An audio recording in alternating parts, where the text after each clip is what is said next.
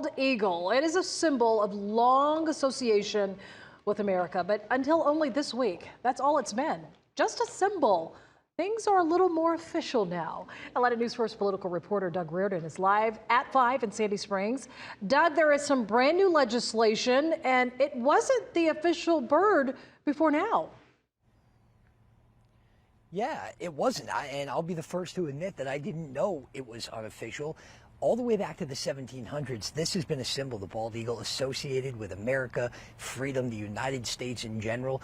But it only became actually official on Tuesday when President Joe Biden, in the waning days of his administration, signed legislation that makes this, the bald eagle, the official bird of the United States. And the sad thing is the bald eagle only recently got off the endangered species list, and they have become a little bit of a success story here in Georgia. We're at Morgan Falls Dam right now out here in Sandy Springs, where we were told there's a nest nearby. Haven't seen anything yet today, but even as recently as the 1980s, that's impressive because back then there were no bald eagles in our state.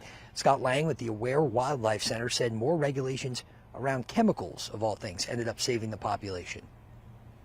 And only gradually over time since then, with stopping using pesticides like DDT, have bald eagles been able to recover and slowly come back to actually being seen in our area. It is so exciting to get to see a bald eagle. You know, not only is it a symbol of our country, but also they're just incredible birds.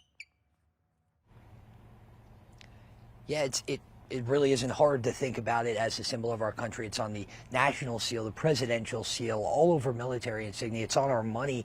And so there was a time, though, back in the 1700s when some of the founding fathers wanted another type of bird to be the national bird of the United States. It never got done, but back there in the studio, any guesses as to what the bird might have actually been outside of a bald eagle?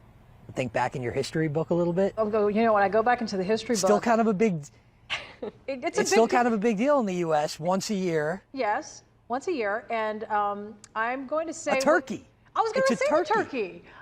Could you imagine? But you said that earlier, so that's the only Ben reason Franklin why I knew it. Wanted it to be the turkey. The majestic turkey. We probably wouldn't be eating it on Thanksgiving if it was a national bird, so I'm actually glad they backed away from that one. It could explain why it's pardoned every year. Doug, thank you. Yes. 250 years, and now it's official, even though we thought it was in the first place.